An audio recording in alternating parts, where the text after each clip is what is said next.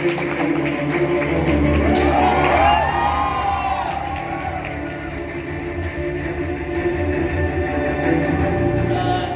anthem is incredible. As I told you last night, I got goosebumps. I teared up the first time I saw it. And I'm sure everyone here is going to echo my sentiments. Am I right? Yeah, so thank you so much for creating this. It means a lot to me personally as a filmmaker, and I think it's going to mean a lot to the Indian fans of Marvel. And I know it's not easy to impress those fans, but I think you're going to do an incredible job of that. So can you talk a little bit about creating the track and what it meant to you? First of all, thank you for the great opportunity, and it's a great honor meeting you and working with Avengers Marvel for India. As you know, Universal thinks about good and evil, and so when they briefed me about the story, it resonated with me, and I wanted to create something which is for the sentiment of this film, and I hope people like it.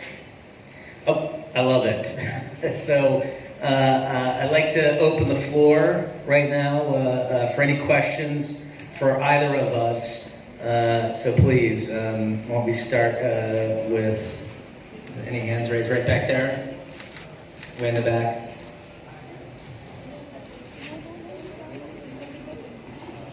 Hello. First of all, thank you for coming to India. I was wondering if you could talk about how it was having Stanley on the set when he had to shoot the camera. What was the environment like? What was the general vibe? What it was like being on set? Was it like having Stanley on the set? Stan Lee on the set. I mean, it's amazing. I mean, he's the. I wouldn't be standing here without him. I believe that his final cameo is in Endgame. I don't remember if he was well enough to do the Homecoming cameo or not. But it was incredible. I mean, I grew up on these comic books. Stan Lee was an idol of mine when I was a kid, and to be able to have the opportunity to not only work on the material that he created, but to work with him is a childhood dream come true. How tricky was it to wrap up the 10 years of the storytelling, and what were the pressures that came with it? It was, I mean, it's very difficult. It requires a lot of discipline and focus. There's a lot of characters that they're working with. We're working with. There's an incredible amount of story, an unprecedented amount of story. This is, 11 years of narrative culminating in one movie. And we're focusing on the original 6 Avengers, and we're closing the book on those characters and the story that's been told about them for the last decade. So, we spent a lot of time and energy and thought with the writers, Christopher Marcus and Steve McFeely, really trying to deliver a powerful and emotionally impactful ending, and hopefully we've delivered that. We'll find out soon enough. Hi, first of all, incredible song, I loved it, and so my question is to you, Rahman, who has been your favorite Marvel superhero and your favorite movie?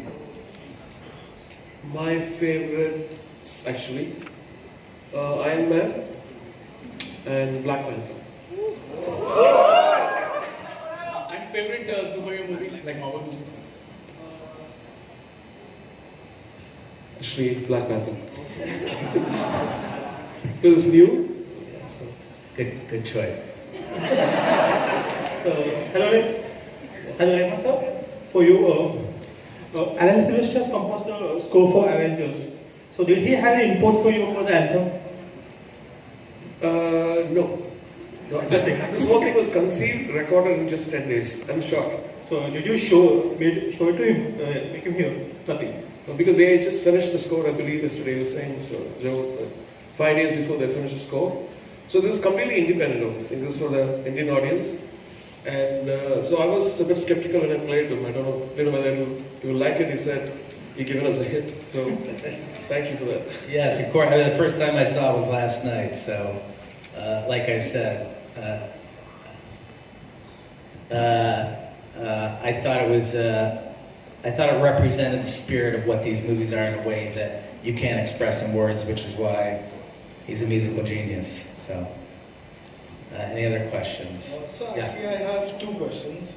The first being, out of the 32 look posters of Endgame that were released, 4 of them, Nick Fury, Valkyrie, Gamora and Hawkeye, are seen staring straight into the camera. Is there any theory behind that? Wait, they're seen staring straight into the camera when? In the look posters that were released, the 32 look posters from Oh, Endgame. well, you know, look, one thing we love about Marvel fans is that they read something into everything. They do our job for us, right? No, I wouldn't take much, I wouldn't put much stock into that theory. The second one is also kind of related, sir. In the trailer, when Anthem is reading these missing posters, on the house in the backdrop, there's a 1064. There's a number 1064 which is written. In Avengers number 10, which released in 1963, Earth 1064 is a parallel universe. Are you all hinting at the multiverse theory in Endgame? Are you on Reddit a lot? Is that what are you the guy on Reddit that's writing these theories?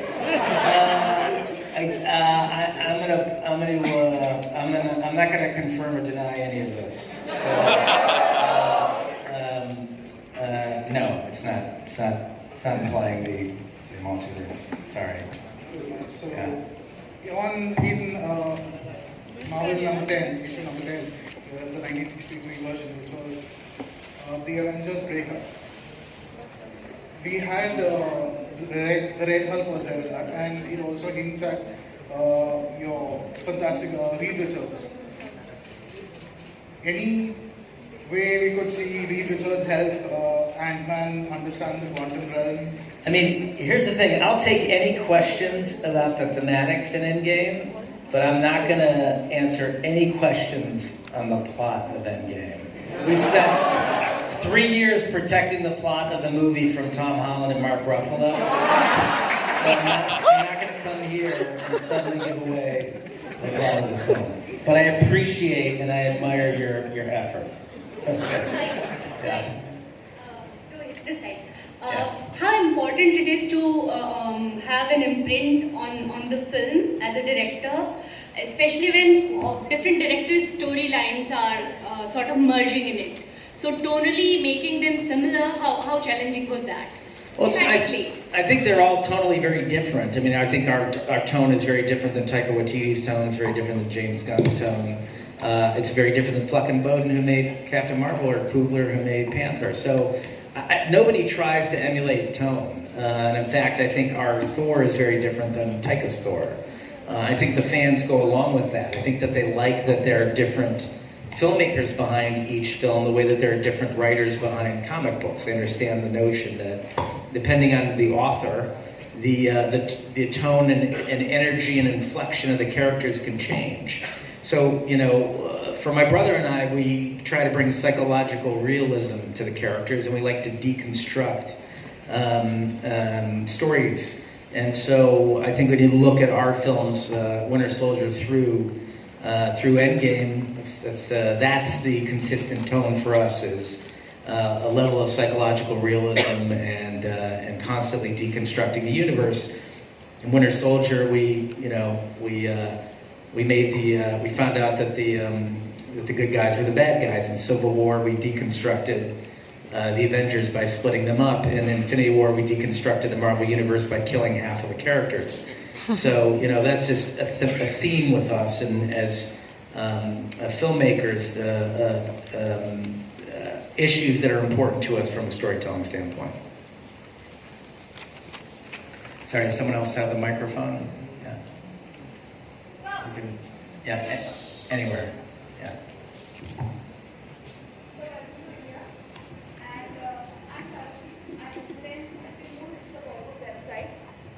I want to ask both of you something. So when you work on an anthem of this level, how important is it to look out the entire theme which suits the Indian as well as the US audience? Because a lot of people are globally involved in it.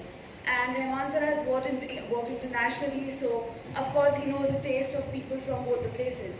So how much brainstorming happens over such themes? Want to talk a little bit about that? Yeah. I think if you look at it, as I told you before, it's a universal phenomenon, good versus evil, and inspiration and motivation to fight against evil. So that was my brief. And so I worked with the lyricist Nirmika on this, and so we came up with the hook, Rokena, and I played that to folks, and they really loved it. They came to Chennai, 3 of them, and they instantly liked it, and they wanted some little changes. So this whole thing was just a week's work, and then we played it last night. Yeah.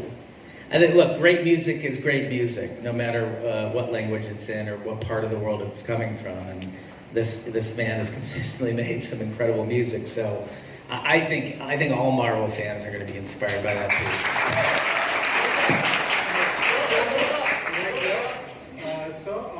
Just now that you said, first of all, welcome to India, and now that you have said that you have taken the first 6 Avengers, you are closing the chapter in Endgame, what I would like to know is that, since you said you are closing the chapter, post Endgame, are we going to see these original Avengers, or are you going ahead with different characters and different storylines? Again, I don't want to talk about the plot, but I'll say this, is that, you know, Infinity War was told from the point of view of Thanos, and Endgame is not. So take from that what you will. That's as much as I'll give you on that question. Yes. Hi sir, this is Civil Singer from First of all, welcome to India. Thank you. Is it possible to pass in the microphone? First of all, welcome to India, and thank you so much for giving us the best MCU movies, be it Winter Soldier, Civil War, Infinity War, and I'm sure for Endgame. My question to you is, Marvel MCU has got a huge fan following in India, and people have gone crazy for Infinity War. I'm sure that you might have come across some videos of reaction videos in theater. Yeah, I mean, I'll tell you that part of the reason I'm here is that when we were working on Endgame, someone sent us a video reaction of an Indian audience, a very large Indian audience, watching Infinity War. And the moment where Thor arrives in Wakanda to save the Avengers, it was deafening. It sounded like a football stadium, and we got the chills listening to it. And I'll tell you, Endgame was not an easy movie to make. It was very, very difficult, very exhausting for my brother and I. And when we had our down moments, we would just pull out that video and listen to that reaction from that audience to Thor arriving in Wakanda, and it would lift our spirits, and we'd keep going. And so thank you very much from the bottom of my heart as a filmmaker for giving us that experience. My question to you, sir, don't you think it's high time that we should have one superhero from India as well? If yes, then who can be the one? Picking a superhero from India? I think, listen, as they move forward, I don't run Marvel, but I'll tell you this, I do know, and I'm a fan and I'm watching, how diverse it is becoming. And I think that is the future of Marvel storytelling. This is global. Again, the reason I am here is that audiences around the world are reacting to these movies in a way that is profound, and I am certain that cultures are going to start seeing themselves represented on the screen and identifying with characters on the screen. So look forward to it. Last question, please. Yes. Hello.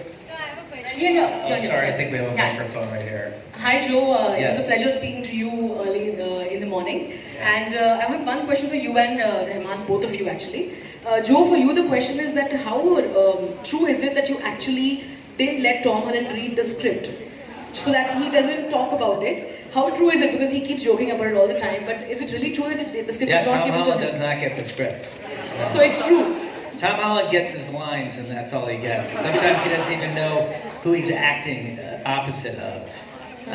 We'll just, and we use like very vague terms to describe to him what is happening in the scene, because he just has a very difficult time keeping his mouth shut. And Rahman, for you, it's almost 10 years of cinema, you know, for Marvel to kind of get to Endgame. You kind of made the Anthem in 10 days. So how difficult is it to kind of sum up 10 years of cinema into one song in 10 days? I think my son is a bigger fan of Marvel than me. So I would go reflect, I'll just play it on, what do you think? It's good, Daddy. So he was my, I would look at his eyes and find whether that we have the spirit. And thank you, Ami. Thank you. That would be last question, please. So over to you, Joe. Yes. Yeah. Yeah. So, look, I know that you probably have a lot more questions. We can go on all day, but I thank everyone for attending from the bottom of my heart. I'm really proud to be here, and it's a very rare event for a filmmaker to reach audiences around the world with their stories. And it's profound for my brother and I to have such global stories to tell and to be welcomed in the way that we've been welcomed. So I really want to do one more round of applause for A.R. Rahman for the incredible piece he made for us. It's going to be online everywhere. We're going to post it on our social media. I'm going to forward it on to Robert Downey and ask him to post it as well. And we want people all over the world listening to this song. So thank you all again. Okay?